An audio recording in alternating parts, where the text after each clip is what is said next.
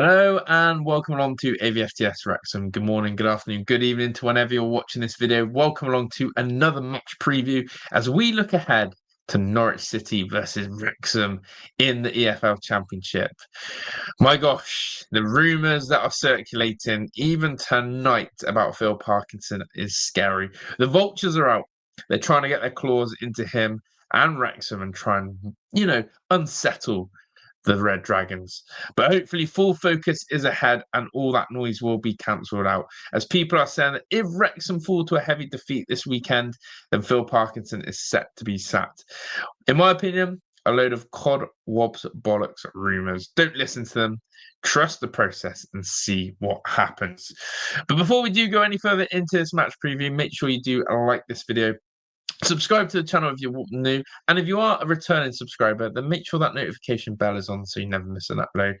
And get involved in the comments section. Let me know your thoughts on Norwich City, Wrexham, what I've just discussed about Phil Parkinson, and of course, I'll keep you up to date with all things with the injuries. So let's get into this one. First and foremost, Norwich City have had an interesting start to Championship life where they've picked up 2 wins, 1 draw, which actually came this weekend just gone.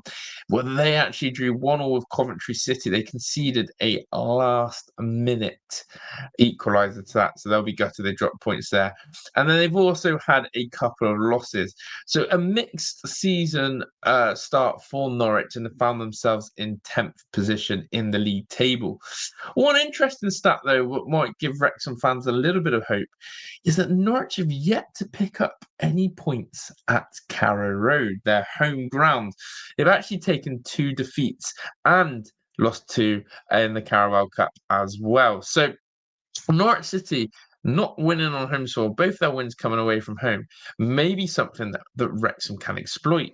Whereas on the other side of the coin, Wrexham have had 1 win in the Championship. That came away from home at Millwall. And that is maybe something that Phil Parkinson, the Red Dragons, the squad themselves can take forward and go, do you know what? We can do this. We can travel to East Anglia and we can get a result. And let's go for that big 3 points. But when we look at both the teams, then they come in with some massive injury updates and concerns. And Norwich City, as I said, with Liam Manning in charge, have had a very weird start on the injury table, very much similar to Wrexham. They actually suffered 2 huge injuries at the weekend against Coventry City, where Ben Crisane and Mateus Chrisgarden have basically both been ruled out for a sustained period of time, 8 to 6 weeks. And those were 2 injuries they picked up at the CBS Arena. And so that's 2 big players missing from Norwich City. But not only that, the likes of Jose Cordoba, Shane Duffy, who's an experienced centre half, and Jeffrey Schlupp, another player who's had many Premier League appearances and dropped down the leagues and is now playing for Norwich, are also missing. And that is something to take note that big names, big experienced players, and of course, someone in Ben Crisane as well, who's a very talented player, are all missing, which is always a positive from a Wrexham point of view. However, they have got some players coming back in similar to Wrexham. Jacob Wright is available after his 3-game ban. Elliot Miles and Gabe Forsyth also have been back on the grass training and are coming back as well. So yes, Liam Manning has quite a few good players missing, but he has a few coming back to booster his squad. And we have to remember this, that look, they have yet to win at Carrow Road, and they've lost to Millwall and Middlesbrough, and obviously Wrexham have beaten Millwall. So we really don't know what to expect with Norwich City at home, especially with a depleted squad. But what I can imagine is that they want to put that right. They need to give their home fans something to cheer about. And they're going to be looking at this Wrexham team who have a little bit of background noise with the role of Phil Parkinson. A Wrexham team who are shipping goals, but also, let's remember, Wrexham are scoring. And, of course, coming to this game with a little bit of pressure on them, trying to find that first win. So that might fall into Norwich's favour. However, still undecided. Now let's focus on Wrexham itself. Wrexham come into this game with some injury updates themselves. And the first one we need to touch on is the real injury concern about Libby Kakache.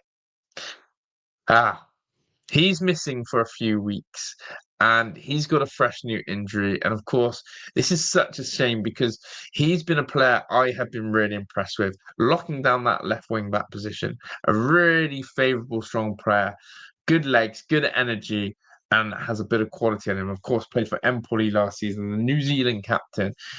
But he's out for a few weeks, which means that James McLean is definitely going to have to step up and definitely going to have to deliver in that left wing back role, unless Parky tries something different and tries from there. But it looks like McLean is going to have to do that. So look, that's that one. There's also some more update on injuries coming from Wrexham. New signing George Tomasin, who we have not seen yet, because when Wrexham actually signed him, he already had an injury. He is in contention to be involved against Norwich City this weekend and in the squad. And Josh Windass, who scored from the penalty spot at the losses at Southampton, but then got injured against West Brom and hasn't played since that West Brom game, all the way back on the 16th of August. He is going to be available as well. I think that one's really exciting. The way Kiefer Moore's playing and him and Windass look really good together. Windass can come into the side, add a bit more of a thrust up there. Better, in my opinion, than Hardy and Smith. And so having Windass and Moore up there, maybe Broadhead as well, that's the type of Wrexham attack that I want to see. And what I'm going to say is this. Those two apparently have trained really well this week and they're ready to get involved. We also know that Ollie Rathbone is, of course, out and still out injured, as well as Danny Ward, Jay Rodriguez, and Andy Cannon. But the biggest thing I want to talk about is the fact that with this new players coming to squad, it is going to unsettle again the flow and disruption of this Wrexham side. And that's always going to be the case with 13 new signings. Whether Windass is thrown straight back into that lineup, I would like to see him start. And of course, George Tomasin and what role he plays, with the likes of James and Dobson's legs potentially tiring a little bit. There is scope for change in Parkinson's side, but it's still not a settled 11. Now, Wrexham, a team that very rare stat is a team that has scored in every league game they've played this season, along with 4 other teams in England. But Wrexham, for the life or death of them, cannot keep the ball out the back of their net. And that is something Phil Parkinson has surely been working on. But with Libby Kakache out, and of course, the chance of Isa Kabore as well, potentially going to make his debut from the start, it could see Kabore and McLean in at wing-backs with a much tighter defence. And we know that Dom Hyman, who signed from Blackburn Rovers, will be chomping for his first start. So very much tinkering.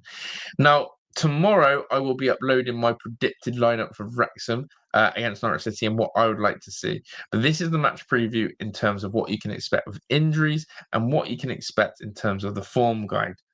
As simple as it is, Wrexham are in desperate need of that win, not just for Phil Parkinson, but for their league position itself. And that expectation and that pressure is going to be known by the players.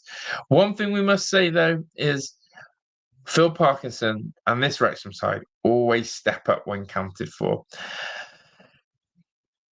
It is a tricky one, though, and I cannot lie. Going to Carrow Road, going all the way to East Anglia, playing a Norwich side that do and are showing a bit of potential and should be right up there come the end of the season if everyone's fit.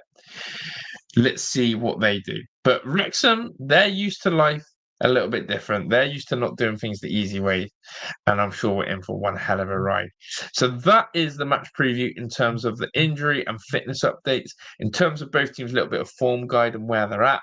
And of course, it will all be down to what we think Phil Parkinson will choose with his predicted lineup, which I'm going to do tomorrow. That's our match preview. As always, we're trying to deliver the best Wrexham AFC content with the latest news, updates, and reactions. Thank you for tuning in. I'm out of here. Ta